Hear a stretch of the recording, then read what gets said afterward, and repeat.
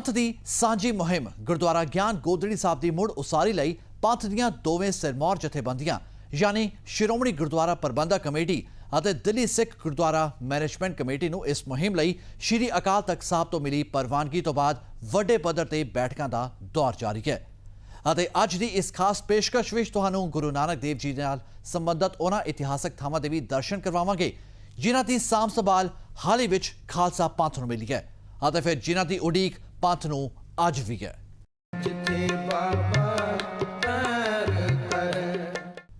जी हाँ, ज्ञान गोदड़ी साहब मुहिम ਨੂੰ ਹੋਰ ਤੇਜ਼ ਕਰਨ ਲਈ ਖਾਸ ਬੈਠਕ ਤੇਜਾ ਸਿੰਘ ਸਮੁੰਦਰੀ ਹਾਲ ਵਿੱਚ ਕਰਵਾਈ ਗਈ। ਇਸ ਬੈਠਕ ਵਿੱਚ SGPC ਮੈਂਬਰ, ਸੰਤ ਸਮਾਜ, DSGMC ਮੈਂਬਰ ਅਤੇ ਕਈ ਧਾਰਮਿਕ ਸ਼ਖਸੀਅਤਾਂ ਮੌਜੂਦ ਰਹੀਆਂ ਅਤੇ ਫਿਰ ਕਮੇਟੀ ਨੇ ਸੰਗਤਾਂ ਤੋਂ ਲਿਖਤੀ ਸੁਝਾਅ ਦੇਣ ਦੀ ਵੀ ਅਪੀਲ ਕੀਤੀ ਹੈ ਤਾਂ ਜੋ ਇਸ ਪਵਿੱਤਰ ਕਾਰਜ ਵਿੱਚ ਸੰਗਤਾਂ ਦੇ ਯੋਗਦਾਨ ਨੂੰ ਵੀ ਯਕੀਨੀ ਬਣਾਇਆ ਜਾਏ। ਜਿੱਥੇ ਬਾਬਾ ਪੈਰ ਧਰੇ, ਜਿੱਥੇ ਬਾਬਾ हरिद्वार विखे पहली पातशाही गुरु नानक देव जी दे नाल संबंधित गुरुद्वारा ज्ञान गोदड़ी दी मुड़ प्राप्ति दे लई सिख जथेबंदियां दा संघर्ष जारी है। DSGMC ਅਤੇ SGPC ਵੱਲੋਂ ਸਾਂਝੇ ਤੌਰ ਤੇ ਵਿੱਢੀ ਗਈ ਮੁਹਿੰਮ ਦੇ ਤਹਿਤ ਅੰਮ੍ਰਿਤਸਰ ਵਿਖੇ ਸ਼੍ਰੀ ਅਕਾਲ ਤਖ਼ਤ ਸਾਹਿਬ ਦੀ ਅਗਵਾਈ ਹੇਠ ਤੇਜਾ ਸਿੰਘ ਸਮੁੰਦਰੀ ਹਾਲ ਦੇ ਵਿੱਚ ਅਹਿਮ ਬੈਠਕ ਕੀਤੀ ਗਈ ਜਿਸ ਦੇ ਵਿੱਚ ਸ਼੍ਰੋਮਣੀ ਗੁਰਦੁਆਰਾ ਪ੍ਰਬੰਧਕ ਕਮੇਟੀ, ਦਿੱਲੀ ਸਿੱਖ ਗੁਰਦੁਆਰਾ ਪ੍ਰਬੰਧਕ ਕਮੇਟੀ, ਦਮਦਮੀ ਟਕਸਾਲ ਅਤੇ ਨਿਹੰਗ ਸਿੰਘ ਜਥੇਬੰਦੀਆਂ ਹਿੱਸਾ ਲੈਣ ਪਹੁੰਚੀਆਂ। ਇਸ ਮੌਕੇ ਸਿੱਖ ਜਥੇਬੰਦੀਆਂ ਦਾ ਕਹਿਣਾ ਸੀ ਕਿ ਉਹ ਜਮਹੂਰੀ ਤਰੀਕੇ ਦੇ ਨਾਲ ਗੁਰਦੁਆਰਾ ਗਿਆਨ ਗੋਦੜੀ ਸਾਹਿਬ ਨੂੰ ਹਾਸਲ ਕਰਨਗੀਆਂ ਅਤੇ ਜਦੋਂ ਤੱਕ ਉਹਨਾਂ ਨੂੰ ਆਪਣੇ ਟੀਚੇ ਦੀ ਪ੍ਰਾਪਤੀ ਨਹੀਂ ਹੋਵੇਗੀ ਤਦ ਤੱਕ ਇਹ ਸਾਰੀ ਜਥੇਬੰਦੀਆਂ ਚੁੱਪ ਨਹੀਂ ਬੈਠਣਗੀਆਂ। जो रास्ता गुरु नानक देव पातशाह ने दिखाया, चार उदासियां करके लोगों ने जागरूक करने का रास्ता दिखाया, उस रास्ते का त्याग करना चाहिए। सारे देश के सूबे सूबे जाके उन्होंने लोगों को जागरूक करना चाहिए कि आ स्थिति है, इस कौम में आ जाति हो रही है। फिर जिस धरती से पातशाह का स्थान है उत्तराखंड की धरती से, वो सूबे में जाके बहुत बड़ा इकट्ठ किया जाए जिन्हें संप्रदावां और खास करके जो नानक वाला दी ते गल चली और दरबारे उदासी नहीं गल चली। कई बार मतलब बड़ा अफसोस भी होंगे कि असीं कदे दरबारे उदासी निहंग सिंह जथेबंदियां सारा इस तरह ठीक है, ये पंथ के अंग ने सारे, जिन्होंने थोड़ा बहुत इतिहास पता है सिख कौम का उन्होंने पता नहीं दरबारे किस तरह पैदा होते। अज सारे गुरुद्वारा ज्ञान गोदड़ी वास्ते इकट्ठे हुए हैं। पंथ के सामने बहुत बड़े मसले ने, कई किस्म के मसले ने, उन्होंने मसलों के हल वास्ते और मैं बेनती करनी चाहूँगा, थोड़ा शब्द है, ये नहीं भूलना चाहिए कि पिट्ठी की औलाद नहीं है, राम राय की औलाद नहीं है, वो भी है, उन्होंने अपना काम करना है। पर गुरु अर्जन देव पातशाह जी, गुरु राय गुरु रक्षक पातशाह जी पोतरे ने अपना काम करना। ਵਧਾਈ ਦੇ ਪਾਤਰ ਨੇ ਸਰਦਾਰ ਕਿਰਪਾਲ ਸਿੰਘ ਜੀ, ਪ੍ਰਧਾਨ ਸ਼੍ਰੋਮਣੀ ਗੁਰਦੁਆਰਾ ਪ੍ਰਬੰਧਕ ਕਮੇਟੀ, ਸਰਦਾਰ ਮਨਜੀਤ ਸਿੰਘ ਜੀ, ਦਿੱਲੀ ਸਿੱਖ ਗੁਰਦੁਆਰਾ ਪ੍ਰਬੰਧਕ ਕਮੇਟੀ ਦੇ ਪ੍ਰਧਾਨ ਸਾਹਿਬ, ਦੋਨਾਂ ਪ੍ਰਧਾਨਾਂ ਨੇ ਇਹ ਦੋਨੇ ਹੀ ਸੰਸਥਾਵਾਂ ਆਲ ਵਰਲਡ ਦੇ ਜਿਤਨੇ ਸਮੁੱਚੇ ਸਿੱਖ ਨੇ ਉਹਨਾਂ ਦੇ ਇਹ ਨੁਮਾਇੰਦਾ ਜਮਾਤਾਂ ਨੇ ਸ਼੍ਰੋਮਣੀ ਗੁਰਦੁਆਰਾ ਪ੍ਰਬੰਧਕ ਕਮੇਟੀ ਔਰ ਦਿੱਲੀ ਸਿੱਖ ਗੁਰਦੁਆਰਾ ਪ੍ਰਬੰਧਕ ਕਮੇਟੀ, ਇਹਨਾਂ ਦੋਨਾਂ ਨੇ ਵਿਚਾਰ ਕਰਕੇ ਸੰਗਤਾਂ ਨਾਲ ਵਿਚਾਰ ਕਰਕੇ ਗੁਰਦੁਆਰਾ ਗਿਆਨ ਗੋਦੜੀ ਦੀ ਪੁਨਰ ਸਥਾਪਨਾ ਦੇ ਵਾਸਤੇ ਇਹ ਮਹਾਨ ਉਪਰਾਲਾ ਆਰੰਭ ਕਰਕੇ ਸ਼੍ਰੀ ਅਕਾਲ ਤਖ਼ਤ ਸਾਹਿਬ ਜੋ ਪ੍ਰਭੂ ਸੱਤਾ ਸੁਪੰਨ ਅਸਥਾਨ ਹੈ, ਵਿਸ਼ਵ ਭਰ ਦੇ ਸਿੱਖਾਂ ਦਾ ਅਸਥਾਨ ਹੈ, ਵਿਸ਼ਵ ਭਰ ਦੇ ਸਿੱਖਾਂ ਨੂੰ ਸ਼੍ਰੀ ਅਕਾਲ ਤਖ਼ਤ ਸਾਹਿਬ ਨਾਲ ਜੋੜਨ ਦੇ ਵਾਸਤੇ ਇਹਨਾਂ ਨੇ ਇਹ ਮਹਾਨ ਉਪਰਾਲਾ ਆਰੰਭਿਆ। ਆਪ ਸੰਗਤਾਂ ਨੇ ਵਿਚਾਰਾਂ ਸਰਵਣ ਕੀਤੀਆਂ ਨੇ। मैं बेनती करा कोई लिखती सुझाव देना चाहे वो भी अपने सुझाव श्री अकाल तख्त साहब नूं दे सकता है।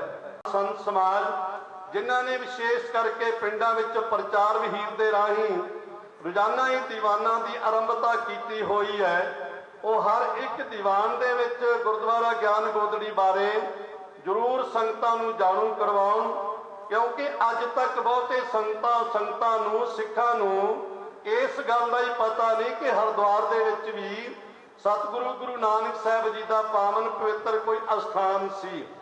ਇਸ ਲਈ ਸੰਗਤਾਂ ਵਿੱਚ ਜਾਗਰਤੀ ਪੈਦਾ ਕਰਨ ਵਾਸਤੇ ਇਹਦਾ ਸਾਨੂੰ ਵੱਧ ਤੋਂ ਵੱਧ ਪ੍ਰਚਾਰ ਕਰਨਾ ਚਾਹੀਦਾ ਹੈ। ਔਰ ਜਿਸ ਤਰ੍ਹਾਂ ਪ੍ਰਧਾਨ ਸਾਹਿਬ ਜੀ ਕਹਿ ਕੇ ਗਏ ਨੇ, ਇਸ ਦੇ ਉੱਤੇ ਪੰਜ ਸਿੰਘ ਸਾਹਿਬਾਨਾਂ ਦੇ ਨਾਲ ਵਿਚਾਰ ਕਰਕੇ ਇੱਕ ਕਮੇਟੀ ਦਾ ਗਠਨ ਕੀਤਾ ਜਾਏਗਾ। ਸੇਵਾ ਪੰਥੀ ਸੰਪਰਦਾਵਾਂ ਵੱਲੋਂ ਵੀ ਇਹ ਰਾਏ ਹੈ, ਉਹਦੇ ਅਨੁਸਾਰ ਇਸ ਨੂੰ ਉਪਰਾਲੇ ਕੀਤੇ ਜਾਣਗੇ। ਔਰ ਉਸ ਕਮੇਟੀ ਦੇ ਗਠਨ ਦੇ ਵਾਸਤੇ ਦੋ ਕਮੇਟੀਆਂ ਦੇ ਪ੍ਰਧਾਨ ਸਾਹਿਬਾਨਾਂ ਦੇ ਨਾਲ ਵਿਚਾਰ ਕਰਕੇ ਕਮੇਟੀ ਗਠਿਤ ਕੀਤੀ ਜਾਏਗੀ।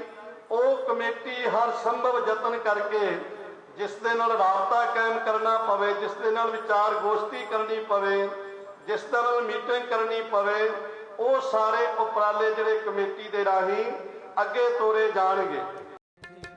ਅੰਮ੍ਰਿਤਸਰ ਵਿਖੇ ਤੇਜਾ ਸਿੰਘ ਸਮੁੰਦਰੀ ਹਾਲ ਦੇ ਵਿੱਚ ਗੁਰਦੁਆਰਾ ਗਿਆਨ ਗੋਦੜੀ ਸਾਹਿਬ ਦੀ ਮੁੜ ਪ੍ਰਾਪਤੀ ਦੇ ਲਈ ਸਿੱਖ ਜਥੇਬੰਦੀਆਂ ਦੀ ਬੈਠਕ ਦੇ ਵਿੱਚ ਸ਼ਾਮਲ ਹੋਣ ਗਏ ਦਿੱਲੀ ਕਮੇਟੀ ਪ੍ਰਧਾਨ ਮਨਜੀਤ ਸਿੰਘ ਜੀ ਨੇ ਕਿਹਾ ਕਿ ਗੁਰਦੁਆਰਾ ਸਾਹਿਬ ਪਹਿਲਾਂ ਜਿੱਥੇ ਮੌਜੂਦ ਸੀ, ਪੰਥ ਨੂੰ ਗੁਰਦੁਆਰਾ ਸਾਹਿਬ ਮੁੜ ਤੋਂ ਉਸੇ ਸਥਾਨ ਤੇ ਚਾਹੀਦਾ ਹੈ। ਭਾਵੇਂ ਨਿਰਮਲ ਪੰਥ ਹੋਵੇ, ਭਾਵੇਂ ਉਦਾਸੀਨ ਹੋਣ, ਭਾਵੇਂ ਐਸੇ ਸਮਾਜ ਜਿਨ੍ਹਾਂ ਨੂੰ ਕਿਸੇ ਨਾ ਕਿਸੇ ਵਜ੍ਹਾ ਕਰਕੇ ਪੰਥ ਤੋਂ ਅਸੀਂ ਦੂਰ ਕਰ ਦਿੱਤਾ, ਉਹ ਸਾਰੇ ਗੁਰੂ ਨਾਨਕ ਪਾਤਸ਼ਾਹ ਦੇ ਇਸ ਗੱਲ ਵਾਸਤੇ ਅੱਜ ਇੱਕ ਜਾਨ ਹੋ ਕੇ ਅਕਾਲ ਤਖਤ ਸਾਹਿਬ ਦੀ ਸਰਪ੍ਰਸਤੀ ਦੇ ਥੱਲੇ ਖੜੇ ਹੋ ਗਏ।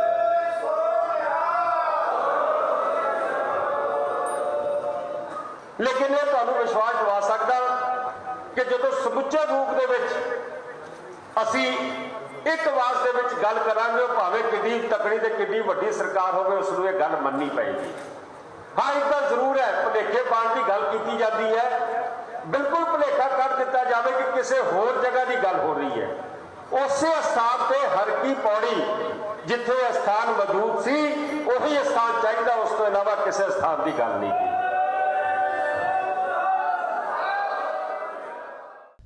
ਇਸ ਵਿਸ਼ਾਲ ਬੈਠਕ ਤੋਂ ਪਹਿਲਾਂ ਬੀਤੇ ਹਫ਼ਤੇ ਇੱਕ ਖਾਸ ਬੈਠਕ ਦਿੱਲੀ ਵਿੱਚ ਵੀ ਕੀਤੀ ਗਈ ਸੀ, ਜਿੱਥੇ ਪੰਥ ਦੀਆਂ ਕਈ ਸ਼ਖਸੀਅਤਾਂ ਨੇ ਸ਼ਿਰਕਤ ਕਰਕੇ ਦੋਹਾਂ ਕਮੇਟੀਆਂ ਨੂੰ ਇਸ ਕਾਰਜ ਵਿੱਚ ਆਪਣਾ ਪੂਰਨ ਯੋਗਦਾਨ ਦੇਣ ਦੀ ਗੱਲ ਕਹੀ। ਜਿੱਥੇ ਬਾਬਾ ਪੈਰ ਧਰੈ, ਜਿੱਥੇ ਬਾਬਾ ਪੈਰ ਧਰੈ।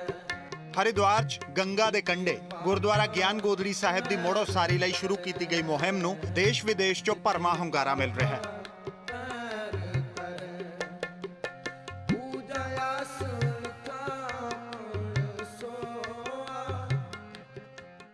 ਇਸੇ ਤਹਿਤ ਗੁਰਦੁਆਰਾ ਰਕਾਬਗੰਜ ਸਾਹਿਬ ਵਿਖੇ ਵਿਸ਼ੇਸ਼ ਇਕੱਤਰਤਾ ਕੀਤੀ ਗਈ, ਜਿਸ ਵਿੱਚ ਸਾਰਾ ਸੰਤ ਸਮਾਜ ਸ਼ਾਮਿਲ ਹੋਇਆ। ਧਰਮ ਪ੍ਰਚਾਰਕਾਂ ਤੇ ਸੰਤਾਂ ਮਹਾਂਪੁਰਖਾਂ ਦੀ ਮੌਜੂਦਗੀ ਦੇ ਵਿੱਚ ਇਸ ਗੱਲ ਤੇ ਵਿਚਾਰਾਂ ਹੋਈਆਂ ਕਿ ਕਿਵੇਂ ਗੁਰਦੁਆਰਾ ਗਿਆਨ ਗੋਦੜੀ ਸਾਹਿਬ ਜੀ ਦੀ ਮੁੜ ਉਸਾਰੀ ਕਰਵਾਈ ਜਾਵੇ। ਪਿਛਲੇ ਲੰਬੇ ਸਮੇਂ ਤੋਂ ਦਿੱਲੀ ਸਿੱਖ ਗੁਰਦੁਆਰਾ ਪ੍ਰਬੰਧਕ ਕਮੇਟੀ ਵੱਲੋਂ ਪੁਰਜ਼ੋਰ ਕੋਸ਼ਿਸ਼ ਕੀਤੀ ਜਾ ਰਹੀ ਹੈ ਕਿ ਪੂਰੀ ਸਿੱਖ ਕੌਮ ਨੂੰ ਇਸ ਮੁਹਿੰਮ ਦੇ ਲਈ ਇਕਜੁੱਟ ਕੀਤਾ ਜਾਵੇ। ਮੁਹਿੰਮ ਦੀ ਅਗਵਾਈ ਅਕਾਲ ਤਖਤ ਸਾਹਿਬ ਵੱਲੋਂ ਕੀਤੀ ਜਾ ਰਹੀ ਹੈ। ਤਕਰੀਬਨ ਸਮੁੱਚਾ ਸੰਤ ਸਮਾਜ ਇਸ ਮੀਟਿੰਗ ਦੇ ਵਿੱਚ ਸ਼ਿਰਕਤ ਕਰਨ ਲਈ ਆਇਆ ਔਰ ਇਹਦੇ ਵਿੱਚ ਜਿੱਥੇ 14 ਦੇ ਪ੍ਰੋਗਰਾਮ ਦੀ ਧੰਨਵਾਦ ਕੀਤਾ ਗਿਆ ਸੰਗਤ ਦਾ, ਅੱਗੋਂ ਸਾਰਿਆਂ ਨੇ ਆਪਣੀਆਂ ਸਲਾਹਾਂ ਰਾਏ ਦਿੱਤੀ ਹੈ ਔਰ ਜੋ ਫੈਸਲਾ ਪੰਥ ਲਏਗਾ ਉਸ ਵਾਸਤੇ ਅਗਲਾ ਪ੍ਰੋਗਰਾਮ ਉਹ ਦੇਣਗੇ। ਇੱਕ ਫੈਸਲੇ ਤੇ ਜ਼ਰੂਰ ਆਏ ਆ ਕਿ ਜਗ੍ਹਾ ਉਹੀ ਲੈਣੀ ਹੈ ਜਿੱਥੇ ਗੁਰੂ ਨਾਨਕ ਸਾਹਿਬ ਦੀ ਛੋ ਪ੍ਰਾਪਤ ਹੈ। ਇਕੱਤਰਤਾ ਦੇ ਵਿੱਚ ਨਿਰਮਲੇ ਸੰਤ ਸਮਾਜ ਤੋਂ ਬਾਬਾ ਬਲਵੰਤ ਸਿੰਘ, ਬਾਬਾ ਹਰਨਾਮ ਸਿੰਘ ਖਾਲਸਾ ਦਮਦਮੀ ਟਕਸਾਲ ਤੋਂ, ਅਕਾਲ ਤਖਤ ਸਾਹਿਬ ਦੇ ਸਾਬਕਾ ਜਥੇਦਾਰ ਜਸਬੀਰ ਸਿੰਘ, ਇਸ ਤੋਂ ਇਲਾਵਾ ਵੱਖ-ਵੱਖ ਸੰਪਰਦਾਵਾਂ ਦੇ ਮੁਖੀ, ਧਰਮ ਪ੍ਰਚਾਰਕ ਤੇ ਸੰਤ ਮਹਾਂਪੁਰਖ ਸ਼ਾਮਿਲ ਹੋਏ। ਹਾਲਾਂਕਿ ਸਾਰੇ ਆਗੂਆਂ ਨੇ ਇਸ ਗੱਲ ਤੇ ਸਹਿਮਤੀ ਪ੍ਰਗਟਾਈ ਕਿ ਮਾਮਲਾ ਸੰਵੇਦਨਸ਼ੀਲ ਹੈ, ਇਸ ਲਈ ਸ਼੍ਰੀ ਅਕਾਲ ਤਖਤ ਸਾਹਿਬ ਦੀ ਅਗਵਾਈ 'ਚ ਹੀ ਇਸ ਨੂੰ ਨਜਿੱਠਿਆ ਜਾਵੇ। ਮੈਂ ਸੈਂਟਰ ਦੀ ਸਰਕਾਰ ਨੂੰ ਵੀ ਔਰ ਦੋਨੋਂ ਸੂਬਿਆਂ ਦੀ, ਉੱਤਰਾਖੰਡ ਦੀ ਔਰ ਯੂਪੀ ਦੀ ਸਰਕਾਰ ਨੂੰ ਵੀ ਸਮੁੱਚੇ ਸੰਤ ਸਮਾਜ ਵੱਲੋਂ ਇਕੱਤਰਤਾ ਵੱਲੋਂ ਅਪੀਲ ਕਰਨੀ ਚਾਹੁੰਦਾ ਹਾਂ ਕਿ ਸੰਵੇਦਨਸ਼ੀਲ ਮਸਲਾ ਹੈ, ਇਸ ਨੂੰ ਬੜੀ ਗੰਭੀਰਤਾ ਨਾਲ ਲੈਂਦਿਆਂ ਹੋਇਆਂ ਸ਼ਾਂਤੀਪੂਰਵਕ ਇਸ ਦਾ ਹੱਲ ਕਰਕੇ ਉੱਥੇ ਸਤਿਗੁਰਾਂ ਦਾ ਇਤਿਹਾਸਕ ਸਥਾਨ ਉਸੇ ਜਗ੍ਹਾ 'ਤੇ ਸਥਾਪਿਤ ਕੀਤਾ ਜਾਏ ਜਿੱਥੇ ਇਹ ਅਸਥਾਨ ਆਪਣੇ ਸਮੇਂ ਦੇ ਵਿੱਚ ਪੂਰਨ ਰੂਪ ਦੇ ਵਿੱਚ, ਜਿਸ ਵਜੂਦ ਵਿੱਚ, ਜਿਸ ਰੂਪ ਦੇ ਵਿੱਚ 1984 ਤੋਂ ਪਹਿਲਾਂ ਸੁਭਾਈਮਾਨ ਸੀ, ਉਸੇ ਰੂਪ ਵਿੱਚ ਦੁਬਾਰਾ ਉੱਥੇ ਮੁੜ ਸਥਾਪਿਤ ਕੀਤਾ ਜਾਏ। ਆਪਣੀਆਂ ਉਦਾਸੀਆਂ ਵੇਲੇ ਗੁਰੂ ਨਾਨਕ ਦੇਵ ਜੀ ਗੰਗਾ ਕੰਢੇ ਪਹੁੰਚੇ ਸੀ। ਹਰਿਦੁਆਰ ਦੇ ਵਿੱਚ ਸੂਰਜ ਨੂੰ ਪਾਣੀ ਦੇ ਰਹੇ ਲੋਕਾਂ ਨੂੰ ਉਹਨਾਂ ਨੇ ਧਰਮ ਦਾ ਅਸਲੀ ਉਪਦੇਸ਼ ਦਿੱਤਾ। ਉਸੇ ਜਗ੍ਹਾ ਤੇ ਗੁਰਦੁਆਰਾ ਗਿਆਨ ਗੋਦੜੀ ਸਾਹਿਬ ਦੀ ਉਸਾਰੀ ਹੋਈ। ਹਾਲਾਂਕਿ 70ਵਿਆਂ ਦੇ ਦਹਾਕੇ 'ਚ ਕੁਝ ਅਜਿਹੀਆਂ ਘਟਨਾਵਾਂ ਹੋਈਆਂ ਜਿਸ ਕਰਕੇ ਗੁਰਦੁਆਰਾ ਗਿਆਨ ਗੋਦੜੀ ਸਾਹਿਬ ਸਿੱਖ ਸੰਗਤ ਦੇ ਹੱਥੋਂ ਖੁੰਝ ਗਿਆ। ਸਾਡੀ ਖਾਸ ਪੇਸ਼ਕਸ਼ ਲਗਾਤਾਰ ਜਾਰੀ ਹੈ। ਰੁਕਦੇ ਹਾਂ ਇੱਕ ਛੋਟੇ ਜਿਹੇ ਬ੍ਰੇਕ ਦੇ ਲਈ, ਛੇਤੀ ਹਾਜ਼ਰ ਹੋ ਰਹੇ ਹਾਂ। ਜਿੱਥੇ ਬਾਬਾ ਪੈਰ ਧਰੈ ਪੂਜਾ ਆਸਣ ਕਾਮਣ ਸੋਆ ਪੂਜਾ ਆਸਣ ਕਾਮਣ ਸੋਆ ਜਿੱਥੇ ਬਾਬਾ ਪੈਰ। ਬ੍ਰੇਕ ਤੋਂ ਬਾਅਦ ਇੱਕ ਵਾਰ ਫਿਰ ਤੁਹਾਡਾ ਸਵਾਗਤ ਹੈ ਤੇ ਹੁਣ ਤੁਹਾਨੂੰ ਪਾਕਿਸਤਾਨ ਦੇ ਅਜਿਹੇ ਗੁਰਦੁਆਰਾ ਸਾਹਿਬਾਨਾਂ ਦੇ ਦਰਸ਼ਨ ਕਰਵਾਉਂਦੇ ਹਾਂ ਜੋ ਕਿ ਆਜ਼ਾਦੀ ਤੋਂ ਬਾਅਦ ਤੋਂ ਲੈ ਕੇ ਹੁਣ ਤੱਕ ਮੁਸਲਮਾਨਾਂ ਦੇ ਕਬਜ਼ੇ ਵਿੱਚ ਸਨ। ਪਰ ਸਿੱਖ ਪੰਥ ਦੀਆਂ ਕੀਤੀਆਂ ਅਰਦਾਸਾਂ ਦੇ ਸਦਕਾ ਗੁਰਦੁਆਰਾ ਸਾਹਿਬ ਵਿੱਚ ਮੁੜ ਤੋਂ ਗੁਰੂ ਗ੍ਰੰਥ ਸਾਹਿਬ ਜੀ ਦਾ ਪ੍ਰਕਾਸ਼ ਕੀਤਾ ਗਿਆ ਅਤੇ ਸੇਵਾ ਸੰਭਾਲ ਖਾਲਸਾ ਪੰਥ ਨੂੰ ਮਿਲੀ।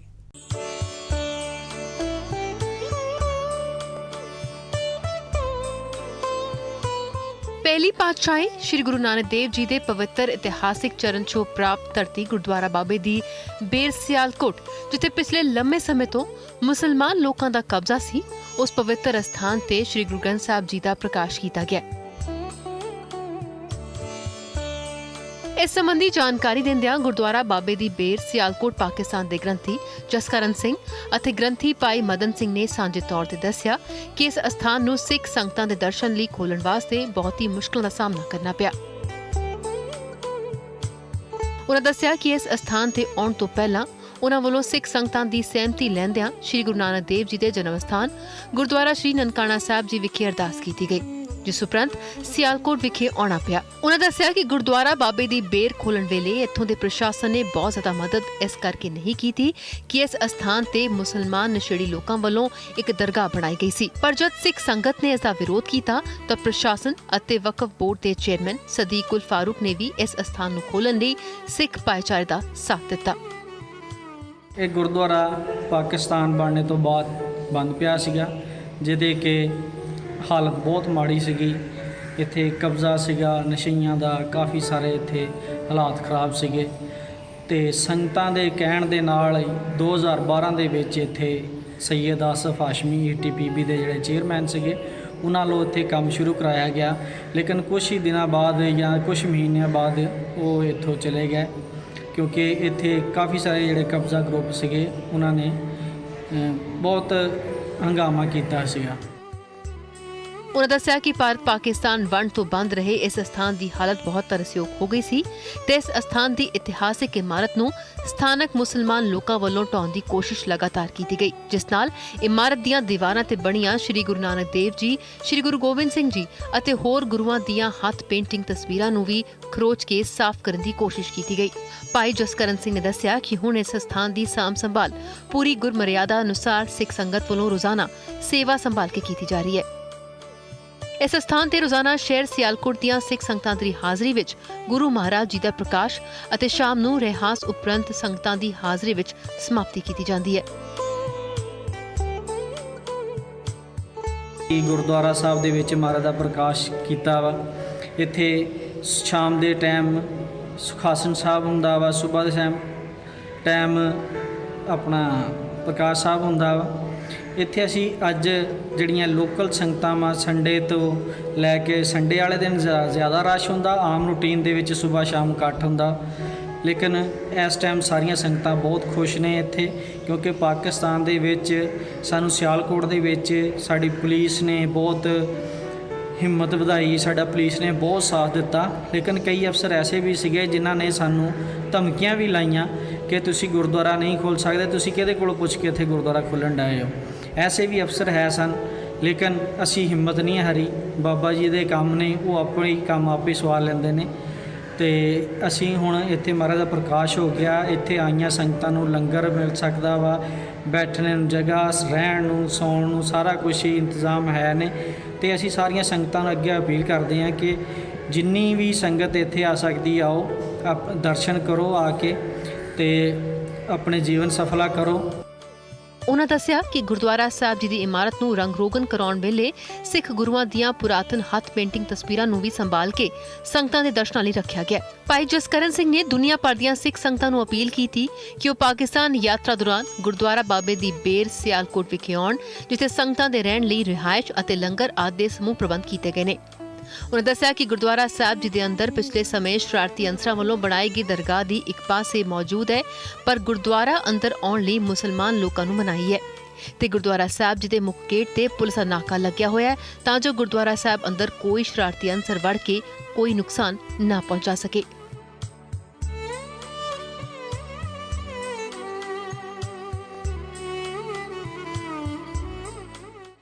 ਡੇਰਾ ਬਾਬਾ ਨਾਨਕ ਵਿੱਚ ਹਰ ਸਾਲ ਸੰਗਤਾਂ ਅਰਦਾਸ ਦਿਹਾੜਾ ਮਨਾਉਂਦੀਆਂ ਨੇ ਤਾਂ ਜੋ ਗੁਰਦੁਆਰਾ ਸ਼੍ਰੀ ਕਰਤਾਰਪੁਰ ਸਾਹਿਬ ਦੇ ਸੰਗਤਾਂ ਨੂੰ ਖੁੱਲੇ ਦਰਸ਼ਨ ਦੀਦਾਰ ਹੋ ਸਕਣ, ਪਰ ਦੋਹੇ ਮੁਲਕਾਂ ਵਿਚਾਲੇ ਸਰਹੱਦ ਸੰਗਤਾਂ ਦੀ ਆਸਥਾ ਨੂੰ ਪਾਰ ਨਹੀਂ ਹੋਣ ਦਿੰਦੀ। ਇੱਕ ਲਾਂਘੇ ਦੀ ਮੰਗ ਸੰਗਤਾਂ ਵੱਲੋਂ ਲੰਮੇ ਸਮੇਂ ਤੋਂ ਹੈ, ਪਰ ਅਰਦਾਸਾਂ ਹਾਲਾਂ ਵੀ ਜਾਰੀ ਨੇ। ਜਿਨ੍ਹਾਂ ਗੁਰਦੁਆਰਾ ਗੁਰਧਾਮਾਂ ਨੂੰ ਸਿੱਖ ਪੰਥ ਤੋਂ ਵਿਛੋੜਿਆ ਗਿਆ ਹੈ, ਖੁੱਲੇ ਦਰਸ਼ਨ ਦੀਦਾਰ ਅਤੇ ਸੇਵਾ ਸੰਭਾਲ ਦਾ ਦਾਨ ਖਾਲਸਾ ਜੀ ਨੂੰ ਬਖਸ਼ੋ। ਇਹ ਅਰਦਾਸ ਜੋ ਹਰ ਇੱਕ ਸਿੱਖ ਕਰਦਾ ਹੈ ਤਾਂ ਜੋ ਗੁਰਦੁਆਰਾ ਕੀਰਤਪੁਰ ਸਾਹਿਬ ਦੇ ਸੁਖਾਲੇ ਦਰਸ਼ਨ ਦੀਦਾਰੇ ਹਰ ਨਾਨਕ ਨਾਮ ਲੇਵਾ ਨੂੰ ਹੋ ਸਕਣ। ਇਹ ਗੁਰਦੁਆਰਾ ਸਰਹੱਦ ਦੇ ਉਸ ਪਾਰ ਹੈ ਜਿਸ ਦੀ ਲਕੀਰ ਵੀ ਦੋਹਾਂ ਮੁਲਕਾਂ ਦੇ ਸਿਆਸਤਦਾਨਾਂ ਨੇ ਸਿਆਸਤ ਲਈ ਖਿੱਚੀਆਂ। ਇਸ ਲਕੀਰ ਨੇ ਮਨੁੱਖੀ ਜ਼ਿੰਦਗੀਆਂ ਨੂੰ ਗੁਰੂ ਧਾਮਾਂ ਦੇ ਦਰਸ਼ਨ ਦੀਦਾਰਿਆਂ ਦੇ ਲਈ ਮੁਸ਼ਕਿਲਾਂ ਪੈਦਾ ਕਰ ਦਿੱਤੀਆਂ। ਜਿੱਥੇ ਪਹਿਲੀ ਪਾਤਸ਼ਾਹੀ ਗੁਰੂ ਨਾਨਕ ਦੇਵ ਜੀ ਨੇ ਆਪਣੇ ਜੀਵਨ ਦੇ ਆਖਰੀ 18 ਸਾਲ ਗੁਜ਼ਾਰੇ, ਉਹ ਸਥਾਨ ਹੈ ਗੁਰਦੁਆਰਾ ਕੀਰਤਪੁਰ ਸਾਹਿਬ, ਜਿੱਥੇ ਸੱਚ ਅਤੇ ਧਰਮ ਦੀ ਨੀਂਹ ਰੱਖੀ ਗਈ। ਗੁਰੂ ਜੀ ਨੇ ਹੱਥੀ ਖੇਤੀਕਾਰ ਕਿਰਤ ਕਰਨ ਦਾ ਮੁੜ ਬੰਨਿਆ। ਉੱਥੇ ਹੀ ਭਗਤੀ ਦੇ ਨਾਲ-ਨਾਲ ਉਹਨਾਂ ਨੇ ਗ੍ਰਸਤ ਜੀਵਨ ਦੀ ਮਿਸਾਲ ਪੈਦਾ ਕੀਤੀ। ਊਚ ਨੀਚ, ਬਹਿਮਾ ਭਰਮਾ, ਕਰਮਾ ਕਾਂਡਾਂ ਨੂੰ ਠੱਲ ਪਾਉਣ ਦੇ ਨਾਲ-ਨਾਲ ਸਮੁੱਚੀ ਲੁਕਾਈ ਨੂੰ ਬਰਾਬਰਤਾ ਦਾ ਸੁਨੇਹਾ ਦਿੱਤਾ। ਕੁਰਾਏ ਪਏ ਅਤੇ ਭਟਕਿਆਂ ਨੂੰ ਸਿੱਧੇ ਰਾਹ ਪਾਉਣ ਵਾਲੇ ਬਾਬਾ ਨਾਨਕ ਜਦ ਜੋਤੀ ਜੋਤ ਸਮਾਏ ਸਨ ਤਾਂ ਉਸ ਸਮੇਂ ਮੁਸਲਮਾਨ ਗੁਰੂ ਨਾਨਕ ਨੂੰ ਆਪਣਾ ਉੱਚ ਦਾ ਪੀਰ ਮੰਨਦੇ ਸਨ, ਜਿਸ ਕਰਕੇ ਅੱਧੀ ਚਾਦਰ ਮੁਸਲਮਾਨਾਂ ਦੇ ਹਿੱਸੇ ਆਈ ਅਤੇ ਅੱਧੀ ਸਿੱਖਾਂ ਅਤੇ ਹਿੰਦੂਆਂ ਦੇ ਹਿੱਸੇ ਆਈ। ਇਹੀ ਮਹਿਮਾ ਹੈ ਗੁਰਦੁਆਰਾ ਕਰਤਾਰਪੁਰ ਸਾਹਿਬ ਦੀ। ਹਰ ਸਾਲ ਜਦ ਸੰਗਤਾਂ ਨੂੰ ਆਪਣੇ ਗੁਰੂ ਦੇ ਦਰਸ਼ਨ ਕਰਨੇ ਹੁੰਦੇ ਨੇ ਤਾਂ ਉਹਨਾਂ ਨੂੰ ਖਾਸੀਆਂ ਮੁਸ਼ਕਲਾਂ ਦਾ ਸਾਹਮਣਾ ਕਰਨਾ ਪੈਂਦਾ ਹੈ, ਕਿਉਂਕਿ ਉਹਨਾਂ ਨੂੰ ਪਾਰ ਕਰਨੀ ਪੈਂਦੀ ਹੈ ਦੋ ਮੁਲਕਾਂ ਦੀ ਸਰਹੱਦ। ਇਹਨਾਂ ਦਿੱਕਤਾਂ ਦਾ ਹੱਲ ਇੱਕੋ ਹੈ, ਉਹ ਹੈ ਲਾਂਘਾ।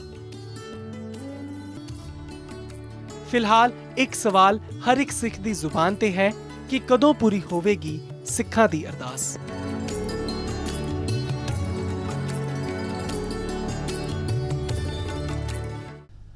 ਕਸ਼ਮੀਰ ਅਤੇ ਲਦਾਖ ਵਿੱਚ ਨਾਨਕ ਰਿੰਪੋਚੇ ਯਾਨੀ ਕਿ ਸ਼੍ਰੀ ਗੁਰੂ ਨਾਨਕ ਦੇਵ ਜੀ ਦੇ ਕਈ ਅਜਿਹੇ ਅਸਥਾਨ ਨੇ ਜਿਨ੍ਹਾਂ ਤੇ ਆਸਥਾ ਦੀ ਜੋਤ ਉੱਥੋਂ ਦੇ ਹੀ ਗੈਰ ਸਿੱਖ ਲੋਕ ਅੱਜ ਵੀ ਜਗਾ ਕੇ ਖੜੇ ਨੇ। ਕੋਮੋਡੋਰ ਸੋਢੀ ਨੇ ਆਪਣੀਆਂ ਕਿਤਾਬਾਂ ਨਾਲ ਸ਼੍ਰੀ ਗੁਰੂ ਨਾਨਕ ਕੋਮੋਡੋਰ ਸੋਢੀ ਨੇ ਇਸ ਤੋਂ ਪਹਿਲਾਂ ਆਪਣੇ ਪਿਤਾ ਅਨੂਪ ਸਿੰਘ ਦੀ ਲਿਖੀ ਕਿਤਾਬ ਕਸ਼ਮੀਰ ਐਂਡ ਦ ਸਿੱਖਸ ਦਾ ਅੰਗਰੇਜ਼ੀ ਅਨੁਵਾਦ ਕਰਕੇ ਦੁਨੀਆ ਭਰ 'ਚ ਆਪਣੇ ਪਿਤਾ ਦੀ ਲੇਖਣੀ ਰਾਹੀਂ ਜੰਮੂ ਕਸ਼ਮੀਰ ਦੇ ਸਿੱਖ ਇਤਿਹਾਸ ਦੀ ਜਾਣਕਾਰੀ ਪਹੁੰਚਾਈ ਸੀ। ਜੰਮੂ ਕਸ਼ਮੀਰ ਦੇ ਵਿੱਚ ਜਿੰਨੇ ਵੀ ਹਿਸਟੋਰੀਕਲ ਗੁਰਦੁਆਰੇ ਨੇ, ਅਸਥਾਨ ਨੇ, ਜਿੱਥੇ ਕਿ ਗੁਰੂ ਨਾਨਕ ਦੇਵ ਜੀ, ਗੁਰੂ ਹਰਗੋਬਿੰਦ ਜੀ ਤੇ ਗੁਰੂ ਹਰਰਾਏ ਜੀ ਗਏ ਨੇ, ਮੈਂ ਇਹਨਾਂ ਸਥਾਨਾਂ ਤੇ ਆਪੋਂ ਗਿਆ। ਕੋਈ 3 ਸਾਲ ਲੱਗੇ ਮੈਨੂੰ, ਤੇ ਸਟੱਡੀ ਕਰਨ ਤੋਂ ਬਾਅਦ, ਲਿਟਰੇਚਰ ਨੂੰ ਸਟੱਡੀ ਕਰਨ ਤੋਂ ਬਾਅਦ ਮੈਂ ਇੱਕ ਉਪਰਾਲਾ ਜਿਹੜਾ ਸੀ ਉਹ ਸੰਗਤਾਂ ਦੇ ਸਾਹਮਣੇ ਪੇਸ਼ ਕੀਤਾ ਸੀ ਜੀ, historical Sikh shrines of Jammu and Kashmir. ਤੇ ਇਸ ਤੋਂ ਬਾਅਦ ਵੀ ਮੈਂ ਫਿਰ ਬੈਠ ਨਹੀਂ ਸਕਿਆ ਤੇ ਮੇਰੇ ਮਨ ਵਿੱਚ ਸੀ ਕਿ ਜਿਹੜਾ ਲਦਾਖ ਹੈ ਇਹ ਜੰਮੂ ਕਸ਼ਮੀਰ ਦਾ ਇੱਕ ਇੰਟੈਗਰਲ ਪਾਰਟ ਹੈਗਾ ਤੇ ਇਹਦੇ ਪਿੱਛੇ ਵੀ ਬੜਾ ਇਤਿਹਾਸ ਹੈ, ਕਿਉਂਕਿ ਜਿਹੜਾ ਸਿੱਖਾਂ ਦਾ ਕਨੈਕਟ ਲਦਾਖ ਦੇ ਨਾਲ ਹੈਗਾ ਉਹ ਮਹਾਰਾਜਾ ਰਣਜੀਤ ਸਿੰਘ ਦੇ ਟਾਈਮ ਤੇ ਹੈ। ਮੈਂ ਉਹਦੇ ਉੱਪਰ ਵੀ ਰਿਸਰਚ ਕੀਤੀ ਤੇ ਲਦਾਖ ਦੇ ਕੋਨੇ-ਕੋਨੇ ਤੇ ਜਾ ਕੇ ਵੀ ਮੈਂ ਉਪਰਾਲਾ ਕੀਤਾ ਕਿ ਮਹਾਰਾਜ ਕਿਹੜੇ ਰੂਟ ਤੇ ਉਹਨਾਂ ਨੇ ਫੋਲੋ ਕੀਤਾ ਹੋਣਾ। ਉਹ ਇੱਕ ਪ੍ਰੋਬੇਬਲ ਰੂਟ ਮੈਂ ਡਰਾ ਕੀਤਾ ਹੈ, ਕਿਉਂਕਿ ਤੀਜੀ ਉਦਾਸੀ ਦੇ ਵਿੱਚ ਗੁਰੂ ਨਾਨਕ ਦੇਵ ਜੀ ਮਾਨਸਰੋਵਰ ਕੈਲਾਸ਼ ਪਰਬਤ ਦੀ ਯਾਤਰਾ ਕਰਕੇ ਤਿੱਬਤ ਤੋਂ ਫਿਰ ਉਹਨਾਂ ਨੇ ਲਦਾਖ ਵਿੱਚ ਐਂਟਰੀ ਕੀਤੀ ਹੈ ਤੇ ਇਹ ਰੂਟ ਉਸ ਟਾਈਮ ਤੋਂ ਵੀ ਐਗਜ਼ਿਸਟ ਕਰ ਰਹੇ ਸਨ ਜਿਹੜਾ ਮੈਂ ਸਟੱਡੀ ਕੀਤੀ ਸੀ।